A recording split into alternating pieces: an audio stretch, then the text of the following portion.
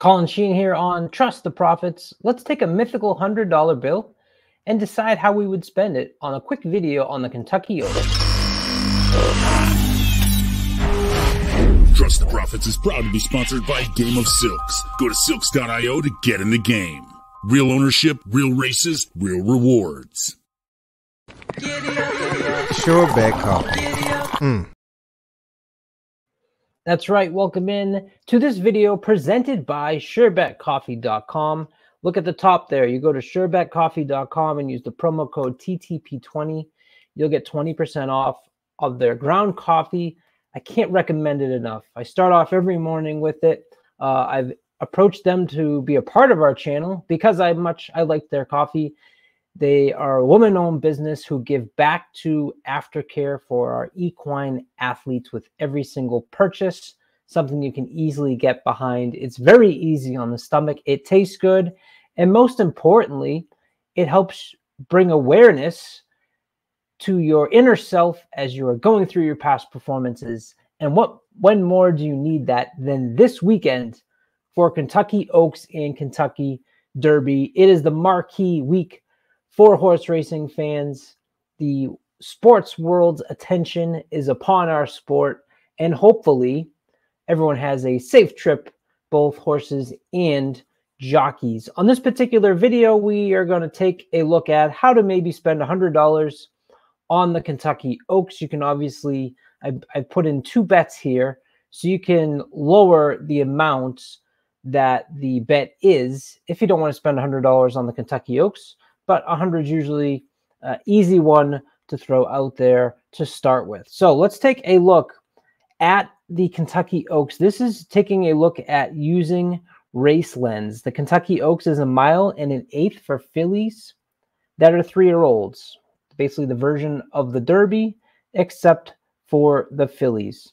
On Race Lens, you can very easily sort by morning line, and when you do that, you can see that there's a fairly lukewarm morning line favorite, and that is because of how competitive this race is between Tarifa, Leslie's Rose, Just FYI, Ways and Means, and Torpedo Anna. I'm going to center my ticket around 2 horses that I am particularly fond of, and we're going to start with the second of those horses, which is the number 11 Ways and Means. I actually was present for Ways and Means maiden breaking victory up at Saratoga last summer when she won by 12 lengths. That's right, 12 lengths over the field. This horse is lightly raced, only has 3 races. Continuing to increase on the speed figures, trained by Chad Brown with Tyler Gaffleone aboard. Now, last time out at Gulfstream Park, and this is what's great about Race Lens, is that you can very easily just pull up a replay. Highly recommended to quickly look. Now, what I want you to pay attention to is the number 4 horse, because that is Ways and Means, and she's going to break pretty good right here in the red and white and the yellow, number 4. But look what happens right here, immediately getting into some traffic, and then it takes 1 bump, 2 bumps, 3 bumps, 4 bumps, 5 bumps, really. And Irad Ortiz decides to drop back a little bit and take this horse out of this race. They'll give you an overhead shot, and you'll be able to see she's out on the front here. This is where Irad starts to make the move and rush up on the backstretch. We'll come around the far turn. Now, you got to watch out for this one who's actually in this race. This is a horse by the name of Power Squeeze, who just comes closing really, really impressively here, but had the rail on the first turn, so I think was the benefit of being able to save some ground, whereas Ways and Means, again, comes around on this turn wide, and I think Irad might actually think he has the race won here. You'll see him turn to his right and realize that Power Squeeze, the 11-1 long shot, is passing him, and at this point it's a little bit too late for Ways and Means in this race. But that impressive debut up at Saratoga still stands out to me, and I think that Gulfstream Park Oaks race with a 94 Brisnet speed figure, 88 here on Equibase, I'm expecting a big performance from Ways and Means. I know this horse has talent. The other horse I'm going to focus on is Torpedo Anna, who last out had a Equibase speed figure of 101, and you can see that circled in blue. That means that is the highest speed figure in the past performances for this race. This horse is 3 for 4, and the one instance in which this horse lost here, which was 2 back, we'll take a look at the replay, and you'll watch the number 8. Watch the break here, because it's an immediate problem for Torpedo Anna. Completely misses the break.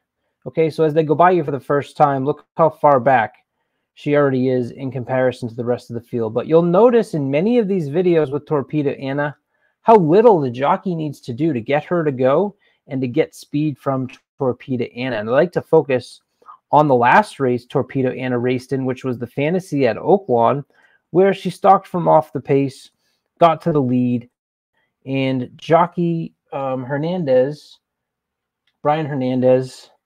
hardly moving. She is on the outside, 3rd place right here, stalking this field. And when they come around the far turn, as we fast forward this a little bit, look at the jockey on the 12. Hardly even moving his hands, and she is pulling away. These are the 2 horses that I'm going to center my tickets around. That is the 5 and the 11. Now, we're going to put a little bit of a long shot underneath. That's Where's My Ring. This is a horse I think that since they've added blinkers in the last 3 races, which you can see right here signified by this little B, this horse has woken up. Look at the results of this horse prior to putting on the blinkers. A couple seconds, thirds, a 4th, an 8th, a 4th, generally back, all sorts of trouble. This is the first thing that grabbed my attention. Was look at all the trouble here. That's just signified by this red triangle. They put on the blinkers, the trouble goes away. All of a sudden, the horse is also putting up a 101 speed figure on the past performances. So that's where I'm going to basically construct my ticket around. Okay, so we're going to start off with a $15 exacta using the 5 and the 11, Torpedo Anna and Ways and Means in first place. We're going to cover ourselves by also wanting them in the 2nd position. So that way if 5 wins and 11 comes second, we don't get beat, we cover ourselves. And we'll include that number 3 that I just spoke about, Where's My Ring. Now, there's another horse in the race here by the name of Just FYI. Sire was Justify. This horse won the Breeders' Cup Juvenile Fillies last fall at Santa Anita. An extremely talented horse. I'm going to add her into that 2nd spot as well. So for the $15 exacta, it'll cost you $90, $5.11 with the 3-5, $11.13. And then we'll use that last $5 to come back with a try, again, including the 5 and 11 in the 1st and 2nd place. And I'm going to use Leslie's Rose, number 14, to round out this try. Leslie's Rose is being ridden by Irad Ortiz, trained by Todd Pletcher, connections that you always want to pay attention to. And Leslie Rose is actually a horse that beat Just FYI last out in the Ashland in a very professional performance at Keeneland. So we'll see if we can get this $100 home. Like I said, it's mythical. If you only want to cut this ticket down and do a $5 exacta and a $1 try, you can obviously save money that way.